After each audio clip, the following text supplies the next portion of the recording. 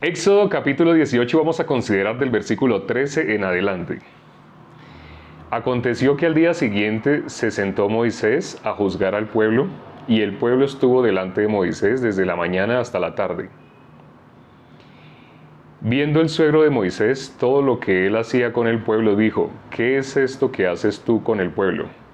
Porque te sientas tú solo, y todo el pueblo está delante de ti desde la mañana hasta la tarde. Y Moisés respondió a su suegro: porque el pueblo viene a mí para consultar a Dios. Cuando tienen asuntos, vienen a mí, y yo juzgo entre el uno y el otro, y declaro las ordenanzas de Dios y sus leyes. Entonces el suegro de Moisés le dijo: no está bien lo que haces, desfallecerás del todo tú y también este pueblo que está contigo, porque el trabajo es demasiado pesado para ti. No podrás hacerlo tú solo. Oye ahora mi voz, yo te aconsejaré, y Dios estará contigo. Está tú por el pueblo delante de Dios, y somete tú los asuntos a Dios. Y enseña a ellos las ordenanzas y las leyes, y muéstrales el camino por donde deben andar, y lo que han de hacer. Además, escoge tú de entre todo el pueblo varones de virtud, temerosos de Dios, varones de verdad que aborrezcan la avaricia, y ponlos sobre el pueblo por jefes de millares, de centenas, de 50 y de 10. Ellos juzgarán al pueblo en todo tiempo y en todo asunto, y todo asunto grave lo traerán a ti, y ellos juzgarán todo asunto pequeño. Así aliviarás la carga sobre ti, y la llevarán ellos contigo. Y si esto hicieres, y Dios te lo mandare, tú podrás sostenerte, y también todo este pueblo irá en paz a su lugar. Y oyó Moisés la voz de su suegro, e hizo todo lo que dijo. Escogió Moisés varones de virtud de entre todo Israel, y los puso por jefes sobre el pueblo, sobre 1000, sobre 100, sobre 50 y sobre 10. Y juzgaban al pueblo en todo tiempo. El asunto difícil lo traían a Moisés, y ellos juzgaban todo asunto pequeño. Y despidió Moisés a su suegro, y éste se fue a su tierra. Acabamos de terminar de leer el capítulo 18. Ayer empezamos este capítulo. Ayer miramos la relación que tenía con lo que estaba sucediendo con Jetro. Lo que sucedió con Jetro, estábamos viendo qué relación tenía con los Gabaonitas. No sé si se acuerdan, los Gabaonitas, y con Rahab, la ramera, que al parecer al principio parecía que no tuvieran mucha relación, pero mirando profundamente, sin habernos dado cuenta, realmente sí tenían una estrecha relación. Aquí estamos viendo lo que el suegro le aconseja a Moisés. El primer versículo que leímos hoy, el versículo 13, dice que se sentó Moisés a juzgar a todo el pueblo. Él era el que a él le traían todo asunto. Pero no sé si se acuerdan que en el capítulo 17, hace poco también leímos que él también se sentaba. En el caso, no sé si recuerdan que cuando vino la guerra con Amalek, Josué era el que comandaba la guerra. Pero cuando Moisés levantaba sus manos, eso está en el versículo 12. No sé si se acuerdan, leámoslo, el versículo 12 y 13, mirámoslo.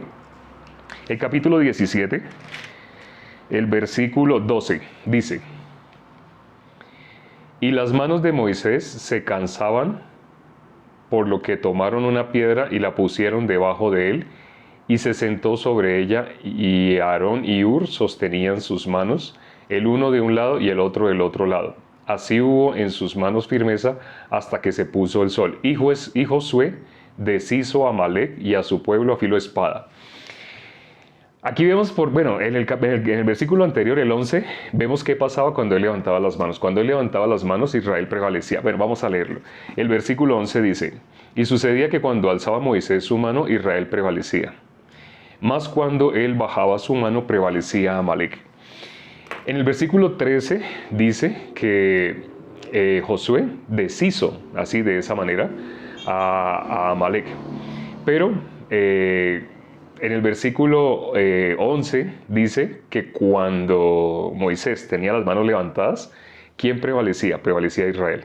Y cuando las manos de Josué estaban abajo, prevalecía Amalek. ¿A qué creen que se debe esto? ¿Qué creen? Por qué las manos de Moisés cuando estaban arriba prevalecía Israel y cuando las manos estaban abajo prevalecía Amalek? ¿Qué relación ven entre levantar las manos y la victoria en que prevalezca Israel? ¿Qué relación ven? Hago esta pregunta directamente. Negarse a sí mismo. Leti. Hola, Leti. Leti dijo se negaba a sí mismo, pero bueno, ¿qué relación tiene negarse a sí mismo con levantar las manos? Se acercó Leti, se acercó. Estuvo más cerquita.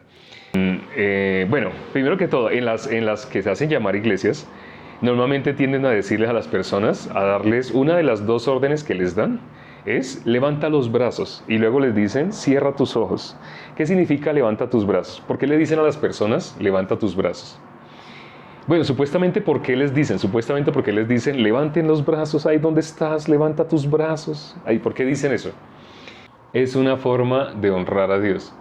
Sí, nos habían enseñado, muy bien, aquí alguien dijo que, bueno, en las iglesias enseñan, en las que se hacen llamar iglesias, enseñan que levantar los brazos es como a adorar a Dios, así como honrar a Dios, así, ¿cierto? Pero cuando vemos, normalmente cuando una persona está en una situación, ya no hablemos en las que se hacen llamar iglesias, no, ya no. Ahora hablemos en en la situación cotidiana de la vida. Cuando una persona está bajo una situación de mucha tensión, su vida, depende de su vida. En ese momento había una guerra y realmente dependía de vida o muerte. La situación era de vida o muerte. En una situación de vida o muerte, cuando una persona levanta las manos, rendirse a Dios, reverencia a Dios, así lo enseñan como reverencia. Es más como rendirse que como reverencia. Así, como reverencia es como lo enseñan. O sea, está bien lo que dijiste de que así lo enseñan. Yo diría que es negación a uno mismo y depender de Dios más que de uno mismo. Pedir, clamar a Dios, rendirse. Bueno, sí, también. Hay varias personas que han dicho que rendirse. Y sí, user, no sé el nombre, no es lo que uno piensa. Exacto. Normalmente cuando en una situación de vida o muerte, cuando digamos hay guerra entre un país y otro país, para que la persona no muera, ¿qué tiene que hacer? Levantar los brazos. Cuando levanta los brazos, esa persona está diciendo, yo no le voy a hacer daño, yo no voy a atacar, yo no tengo nada, mira, mis manos están desocupadas, no tengo nada, mis manos están limpias. Cuando el ser humano nace, ¿sí saben cómo nace el ser humano? Cuando nace un bebé, ¿cómo nace el bebé? Y cuando el ser humano muere, ¿sí sabe cómo muere? Cuando el ser humano nace, ustedes no se habían visto fotos de los bebés, pero las fotos de los bebés cómo tienen las manitos. Casi siempre tienen las manitos así, apretan duro las manitos, ¿cierto? Pero cuando una persona muere, ¿sí sabe qué pasa con sus manos? ¿También muere así? No. Cuando una persona muere, sus manos quedan al contrario, estiradas. Rendirse. Cuando una persona no puede hacer nada, cuando esa persona no hay nada en sus manos, levanta las manos. Cuando no tiene nada de valía en sus manos, no tiene ningún poder, ninguna capacidad. Si Dios no hace, yo no tengo ninguna posibilidad. En esas ocasiones la persona es que debería levantar las manos. Lamentablemente en las religiones lo dicen, ya sabemos para qué, lo dicen, esa es una de las dos órdenes que se dan para hipnotizar. Para hipnotizar a una persona se necesitan dar dos órdenes. Entonces, no sé si ustedes se dan cuenta que casi siempre al final, después de que se da una charla motivadora, una charla muy bonita que no tiene que ver con el Evangelio, se le dice a la persona, ay, ¿dónde estás? Suena la musiquita, suena el pianito, ay, ¿dónde estás? ¿Vas a levantar tus manos? La persona levanta las manos. Vas a adorar a Dios. Entonces se ve como un acto de humildad, pareciera, ¿no? Y le dicen, y cierra tus ojos, ahí donde estás, inclina tu cabeza, cierra tus ojos, no bajes las manos, tenlas arriba. Eso es para darle dos órdenes a la persona. Una vez que han hecho eso, ya entran al subconsciente. Y pueden hacer que la persona sienta frío, sienta calor. Le pueden decir, en este momento, el Espíritu de Dios se está manifestando por medio de una nube fría. Tú lo vas a sentir en los dedos, en tus manos, vas a sentir el fuego de Dios. Pueden hacer sentir a una persona calor, pueden hacer sentir a una persona frío, y como está sonando la música, la persona primero tuvo que haber una música un poco más movida, música que de pronto activara el corazón, y luego colocan una musiquita bajita. Todo eso que les estoy diciendo se llaman técnicas hipnóticas aplicadas en las iglesias. No sé si conocían esto, pero eso se hace ¿con qué finalidad? Lucro. ¿Cómo te das cuenta que están aplicando técnicas hipnóticas en las que se hacen llamar iglesias? Porque no enseñan el Evangelio. Nuestro Señor Jesucristo puso una tarea: ir por todo el mundo y predicar el Evangelio. Y tú les puedes preguntar a familiares tuyos que asistan a esas supuestas iglesias y les puedes decir, tío, yo veo que usted es pastor, usted lo nombraron pastor allá en su iglesia. ¿Usted cuántos años lleva pastor? 15 años, mi hijo, yo llevo 15 años siendo pastor. Ah, bueno, tío, y una pregunta, usted, yo veo que yo he visto prédicas suyas y son muy bonitas y muy emotivas, así. Pero es que yo veo que Jesús puso una tarea. En la Biblia, nuestro Señor Jesucristo, hay algo que a Él le interesa, hay algo que Él quiere que nosotros hagamos. Él dijo que prediquemos el Evangelio a toda criatura. Pero tío, yo tengo una pregunta, me causa curiosidad. ¿Por qué nadie enseña el Evangelio? Tío, usted que es pastor y que lleva tantos años en el Evangelio, en la iglesia, explíqueme el Evangelio, por favor. Y saca papel y lápiz. Usted toma papel y lápiz y ya, tío, empieza a explicarme qué es el Evangelio y yo voy tomando nota. Y verá que va a haber un silencio largo. Y le va a hablar muchas cosas hermosas. Le va a decir que asista, le va a decir que ayune, que ore, que diezme, le va a decir que dé plata, le va a decir muchas cosas. Pero no le va a explicar el Evangelio. Por una sencilla razón: no conocen el Evangelio. Sí, porque no es iglesia, es un club social, un club donde se hacen grupos de jóvenes para que se relacionen jóvenes con jóvenes, para que se emparenten y de pronto hayan noviazgos y ese tipo de cosas. También personas mayorcitas también les hacen grupos de personas que tienen su misma edad, su misma afinidad, grupos de profesionales. ¿Para qué? Para que se conozcan, para que de pronto se casen, si son sobre todo profesionales solteros. Entonces hacen un grupo especial donde se reúnen con muy buenas intenciones, muchas cosas, pero está involucrado todos estos elementos. ¿Cuáles elementos? De que suene musiquita, de que hagan órdenes. ¿Para qué? Únicamente para entrar al subconsciente, tener el control de esa persona y hacerle sacar todo el dinero. Y des en cuenta que casi siempre van a decir, mete tu mano, pero no lo van a decir así directamente, mete tu mano al bolsillo derecho y saca plata.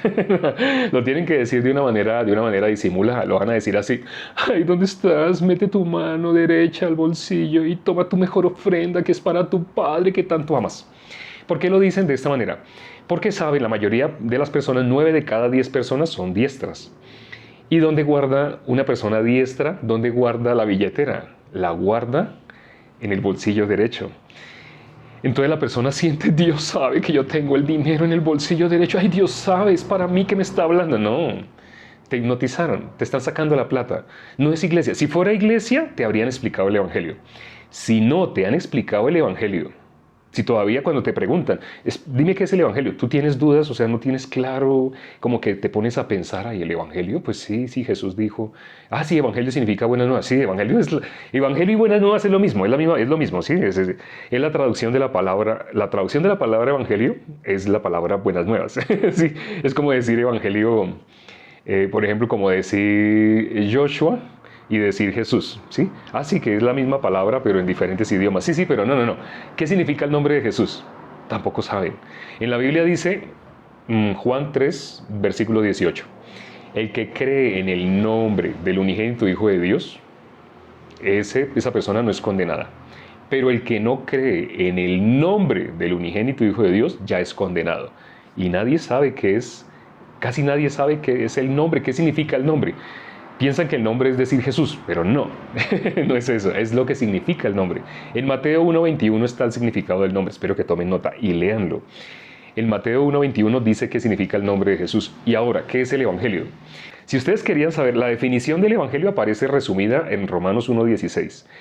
El Evangelio es poder de Dios para salvación a todo aquel que cree. La única forma de que una persona sea salva es creyendo en el Evangelio. En estos lugares te han hecho sentir emociones, te hacen sentir calor, frío, un poco de cosas. Pero al final van por lo que van. Realmente van es a eso. ¿A qué van? A plata, a plata, a plata, a plata. Y tú vas a ver cómo vive esa persona, cómo es de humilde. ¿Es igual que el apóstol Pablo? Nada. Esa persona tiene los mejores lujos, vive de la mejor manera, vive como un príncipe, vive en un palacio prácticamente. Pero esa persona que enseña el Evangelio, no enseña el Evangelio. Vive para el Evangelio, no vive para el Evangelio. Vive para hacer ese tipo de cosas que hace para pedir y pedir y pedir plata, pero no explica el Evangelio. Vamos a mirar entonces en 1 Corintios 15. Ahí dice qué es el Evangelio. 1 Corintios 15, del versículo 1 al 4. Dice el versículo 1. Además os declaro, hermanos, el Evangelio que os he predicado. Ojo, el apóstol Pablo aquí va a explicar qué es el Evangelio. Lo que no les han enseñado en las iglesias, hoy lo van a aprender. Hoy van a aprender qué es el Evangelio. Además os declaro, hermanos, el Evangelio que os he predicado, el cual también recibisteis, en el cual también perseveráis. Por lo cual, asimismo, si retenéis la palabra que os he predicado, sois salvos. Si no creísteis en vano. El 3. Porque primeramente os he enseñado lo que asimismo recibí, que Cristo murió por nuestros pecados conforme a las Escrituras, y que fue sepultado y que resucitó al tercer día conforme a las Escrituras. En esos 4 versículos explica qué es el Evangelio. Conforme a las Escrituras, que Cristo murió, ¿por qué? Por nuestros pecados. Sé que esto que estoy diciendo de pronto no es como una gran revelación para la gran mayoría de las personas, porque muchos ya habrán oído, pues sí, yo ya había oído que Jesús murió por nuestros pecados. Pero hay una contradicción. Las personas, aunque saben que Jesús murió por nuestros pecados, que a eso vino, pero ¿qué dicen con sus labios? ¿Que son pecadores o que no son pecadores? Dicen que son pecadores. Dicen así, sí, que Jesús murió por nuestros pecados. Sí, ya sabía que Jesús murió por nuestros pecados. Bueno, ¿Jesús triunfó o fracasó? ¿Cómo así? No, pues él triunfó. ¿En qué triunfó? No, es que no entiendo bien qué me pregunta. O sea, ¿a qué vino Jesús? Sí, él vino a morir por nuestros pecados. Esa fue la tarea que Dios le puso. Sí, porque él es el Cordero de Dios que quita el pecado del mundo. ¿Él lo quitó o no lo quitó? Pues él vino o sea, le estoy diciendo, ¿fracasó o triunfó? No, él triunfó. ¿Él quitó o no quitó el pecado del mundo? Pues sí, él lo quitó. Sí, la Biblia lo dice, que él quitó el pecado del mundo. Entonces, ¿usted está en el mundo? Sí. Jesús quitó el pecado del mundo, sí. Entonces, ¿en usted hay pecado? Pues me confundo. ¿Sabe las personas por qué se confunden? Porque toda la vida, ¿cómo se han visto? Se han visto pecadores. Hace poco iba hacia una tienda y en una esquina hay un templo que tiene por dentro un poco de imágenes, estatuas, así, y la gente afuera resulta que al frente de donde está ese templo católico, al frente hay un centro clínico de aborto, ¿sí? Donde hacen abortos. Entonces resulta que pues los de ese templo religioso, sí, de ellos salen, se reúnen y se ponen a hacer manifestaciones religiosas, se ponen a hacer rezos. Y un día yo iba hacia la tienda y había un grupo ahí como de 20 personas, pero lo que me sorprendió, lo que estaban repitiendo. Algo que repetían constantemente era Cordero de Dios que quita los pecados del mundo, y había otro grupo, era como un coro, y había un grupo que decía amén, y volvían y repetían Cordero de Dios que quitas el pecado del mundo, y el otro grupo decía amén, Cordero de Dios que quitas el pecado del mundo, amén. Y yo pasé, o sea, cuando yo me estaba acercando, la voz, pues como eran 20 personas, sonaba como a 3 cuadras. Entonces yo me fui acercando y yo, ¿qué están diciendo? Están diciendo lo que está escrito en Juan 1:29. Cuando Juan el Bautista vio a Jesús que venía a él, llegó y les dijo, he aquí, a los que venían, a todos los que estaban con él, les señaló a Jesús y les dijo, mire, he aquí el Cordero de Dios que quita el pecado del mundo. Eso lo dijo Juan el Bautista, he aquí el Cordero de Dios que quita el pecado del mundo. Pero ellos estaban recitándolo, lo repetían y lo repetían, Cordero de Dios.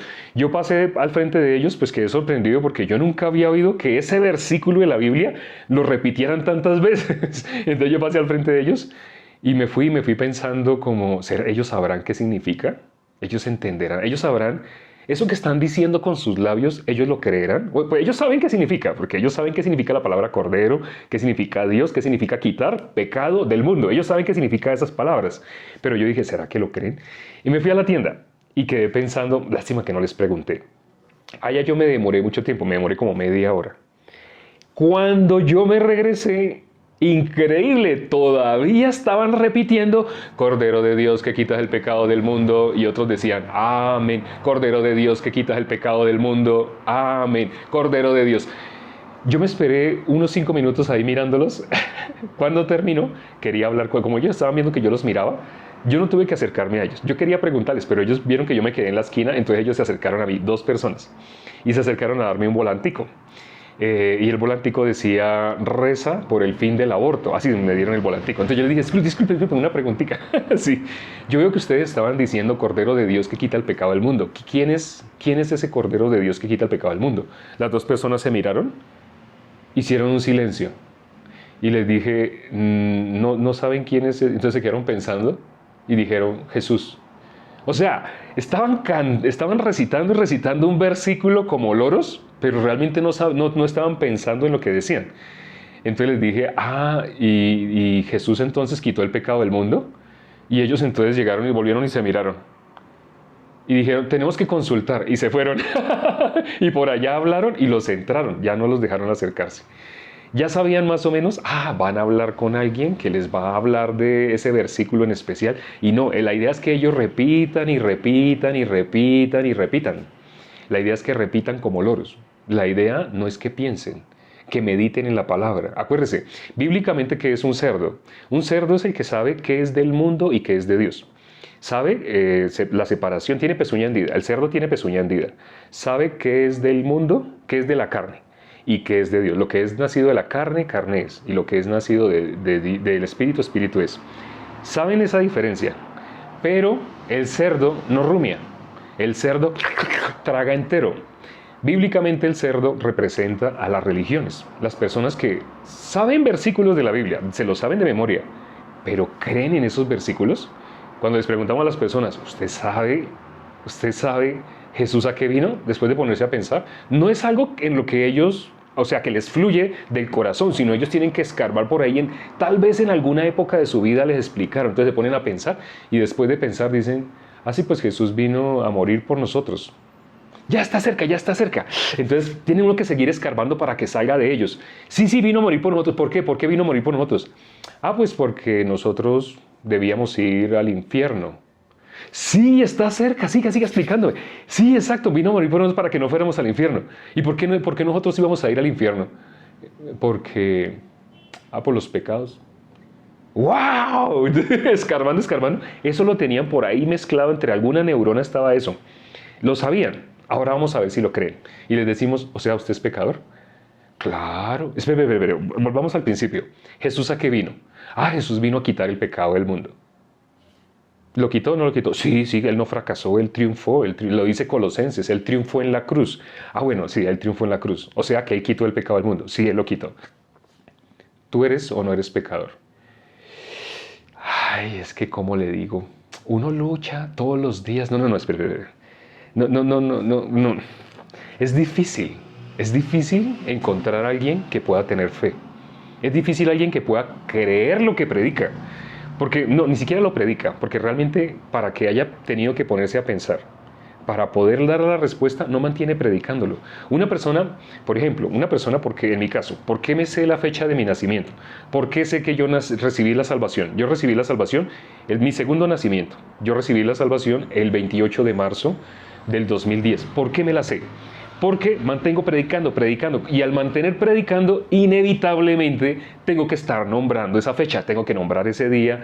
El día en el que yo nací por primera vez, lo nombro una vez al año. Y eso, ni siquiera lo nombro yo, de verdad. Cuando llega esa fecha, yo ni me acuerdo. A veces mis familiares me escriben, feliz cumpleaños. Yo, hoy está el día. Yo ni me acordaba. Pero hay un día que me acuerdo porque lo tengo que nombrar, que es el 28 de marzo del 2010. Cuando recibí la salvación, cuando nací de nuevo. Porque lo nombro. Una persona que le pregunta, ¿usted es o no es pecador? Y la persona se tiene que poner a pensar, pues yo creo. ¿Jesús a qué vino? Pues a ver, y la persona se tiene que poner a pensar, ¿esa persona enseña el evangelio? No lo enseña. No lo enseña. Hasta para darle la respuesta correcta tuvo que ponerse a pensar. Y le está dando la respuesta correcta. No le está diciendo que lo cree. Porque si usted le pregunta más adelante si cree o no cree, realmente se manifiesta que no lo cree. Bueno, ya leímos qué es el evangelio, ¿no? Lo leímos aquí en 1 Corintios 15, del versículo 1 al 4. Que nuestro Señor Jesucristo, conforme a las Escrituras, a todo lo que está en el Antiguo Testamento, eso es lo que se llama las Escrituras, conforme a lo que está aquí en el Antiguo Testamento, Él a que venía a morir por nuestros pecados. Miremos un ratico, Mateo 11. Miremos Mateo 11, versículo 28. En el versículo 28 dice, venid a mí, todos los que estáis trabajados y cargados, y yo os haré descansar. Venid a mí, todos los que estáis trabajados y cargados, y yo os haré descansar. Él es el verdadero reposo. Nuestro Señor Jesucristo, Él es el reposo.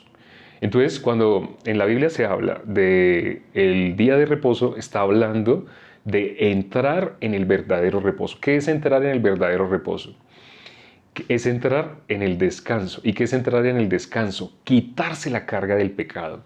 Esa carga del pecado que John Bunyan representa como una maleta en El progreso del peregrino, quienes han visto la película saben a qué me refiero, esa carga del pecado, cuando esa carga es quitada, cuando la persona cree lo que está escrito sobre el Evangelio, que Jesús ya quitó el pecado del mundo. Vamos a mirar un versículo más ya para terminar. Vamos a mirar Juan capítulo 11, versículo 26. Todo aquel que vive y cree en mí no morirá eternamente. ¿Crees esto? Le dijo: sí, Señor, yo he creído que tú eres el Cristo, el Hijo de Dios, que has venido al mundo. Bueno, mirando estos dos versículos, el 26 y el 27, todo aquel que vive y cree en mí no morirá eternamente. ¿Crees esto? Pero mire lo que él creyó.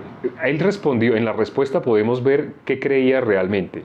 Dijo: sí, Señor, yo he creído que... Eso es Marta. Dice: yo he creído que tú eres el Cristo, el Hijo de Dios que has venido al mundo.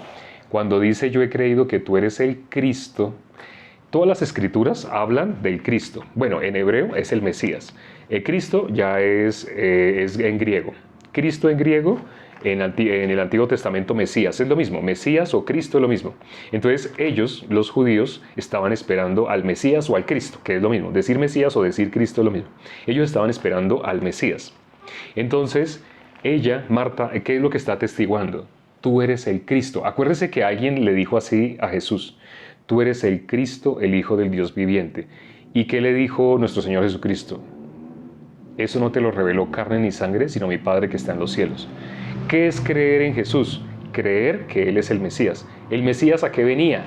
A quitar el pecado del mundo. Ahorita lo dijo el apóstol Pablo. Conforme a las Escrituras, Cristo murió por nuestros pecados. Cuando él dice conforme a las Escrituras es... En esa época no existía el Nuevo Testamento, cuando el apóstol Pablo dijo conforme a las Escrituras. Entonces, ¿a qué se está refiriendo el apóstol Pablo?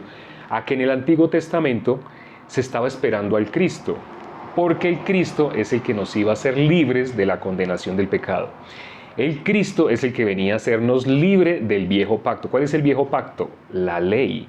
Nadie pudo ser justificado por medio de la ley. Durante siglos las personas trataron por medio de la ley. Algunos a través de la ley descubrieron lo que ellos verdaderamente eran. Al descubrir lo que ellos verdaderamente eran, es decir, verdaderamente ellos estaban destituidos de la gloria de Dios. Para eso es la ley, para que la persona tenga conciencia de pecado. Cuando la persona se da cuenta que es pecadora, en ese momento la persona puede recibir la salvación. Pero lamentablemente las personas dicen con los labios que son pecadores, pero no se creen pecadores. Porque bíblicamente ser pecador no es lo que las personas dicen con sus labios que es pecado. Cuando las personas dicen con sus labios que son pecadores, realmente se están refiriendo a que ellos hace una semana dijeron una mentirita y eso los está atormentando, esa mentira que ellos dijo. Ellos diariamente hacen miles y miles de maldades, pero no se dan cuenta. Pero bíblicamente, ¿qué es ser pecador? Bíblicamente ser pecador es... Usted es hijo de Satanás. Eso es ser pecador, es ser hijo de Satanás. Estar destituido de la gloria de Dios significa le pertenece a Satanás. Como le dijo nuestro Señor, como le dijo Dios a Job, le dijo a Satanás: Él está en tus manos. O sea, Job estaba en las manos de Satanás. Hay personas que se asombran y dicen: ¡ay, terrible que Dios lo puso en las manos! No. Cuando miramos desde Génesis 3, toda la humanidad nace perteneciéndole en las manos de Satanás. La gente no se da cuenta. Pero ¿para qué es la ley? Para que la gente se dé cuenta, yo y Dios no tenemos nada que ver. Yo necesito misericordia. Si yo muero sin tener alguna relación con Dios, voy a la condenación. Cuando una persona examina la ley, la persona ve, por ejemplo, que dentro de él hay codicia. Al ver que dentro de él hay codicia, por medio de la ley se da cuenta, yo no tengo relación con Dios. Yo tengo un corazón diferente al de Dios. No necesita leer Samuel 1, 1 Samuel 16:7 para darse cuenta que lo que Dios mira y lo que nosotros miramos es diferente. No necesita. Solamente con contemplar la ley. Y las personas, mientras estuvo la ley, hubo personas que sí pudieron recibir la salvación. Aquellos que se dieron cuenta para qué era la ley. Pero el común de las personas no. Igual, ahora que sabemos, por gracia, sabemos que nuestro Señor Jesucristo vino a solucionar el problema del pecado, muchas personas no lo saben. Asisten como zombies a las que se hacen llamar iglesias. Un zombie no es así, con los ojos abiertos, no. Un zombie es una persona que se ve normal, va al trabajo, estudia, pero está hipnotizada. ¿Sí? Esa persona realmente hace lo que le dicen.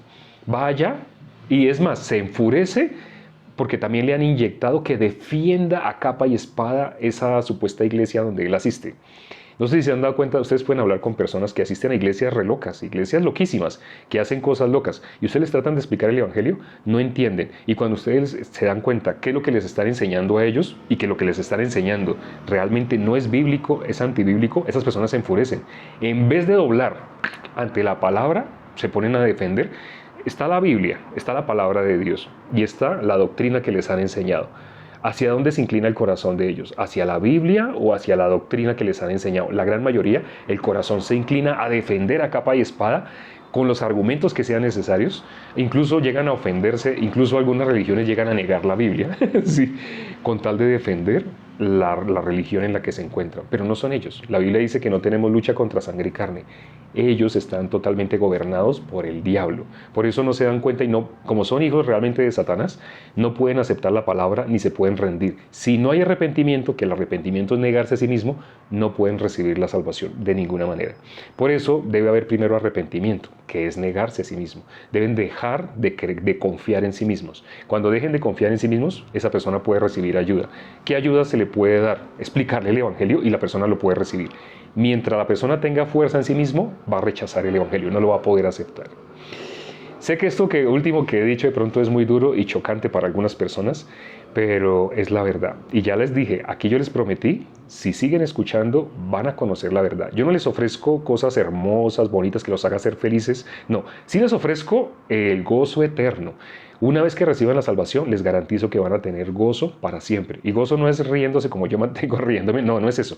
El gozo es diferente. A veces ustedes me pueden ver así serio, pero estoy gozoso. ¿Sí? Eso les ofrezco. Les ofrecí la verdad. No lo que quieren. Si están buscando cosas que los hagan sentir felices, para eso existen las que se hacen llamar iglesias. Los van a hacer sentir felices, les van a dar pan y circo, les van a dar música, les van a llevar conciertos, los van a sentir wow, y música que los haga hasta sudar.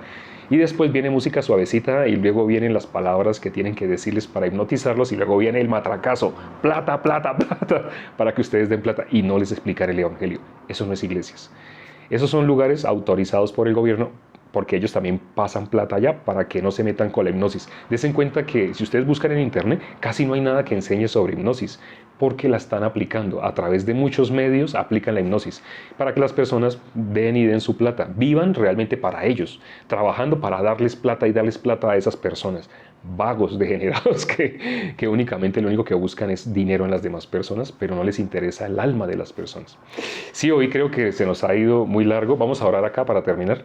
Padre, gracias por este tiempo que nos has permitido para considerar tu palabra. Permite que las personas que se conectaron hoy y pudieron oír, no todo el mundo puede oír. Muchas personas la verdad les duele. La verdad prefieren apagarla o cambiar. Pero la persona que esté preparada, que tenga el corazón preparado para oír la verdad, esa persona tú la vas a guiar a que a través de este perfil de TikTok, a través de este en vivo, pueda escuchar el evangelio y tenga la oportunidad de recibir la salvación. Ten misericordia, cuántas personas hacen falta en todo el mundo que escuchan el evangelio. Hay muchos que escuchándolo lo rechazarían porque no están preparados, pero tú dices misericordia, quiero y no sacrificio. Permite que el corazón de todas las personas que se han conectado a lo largo de todas estas emisiones del en vivo, permite que la palabra tuya haya entrado en sus corazones para que tarde o temprano haya ese quebrantamiento necesario para que tu palabra pueda entrar y ellos puedan recibir la salvación. ¿De qué le aprovecha al ser humano si gana el mundo entero y pierde su alma? Más importante que su alma sea ganada, sea rescatada y liberada de la potestad de las tinieblas. Te lo pedimos y hemos orado en el nombre de nuestro Señor Jesucristo. Amén.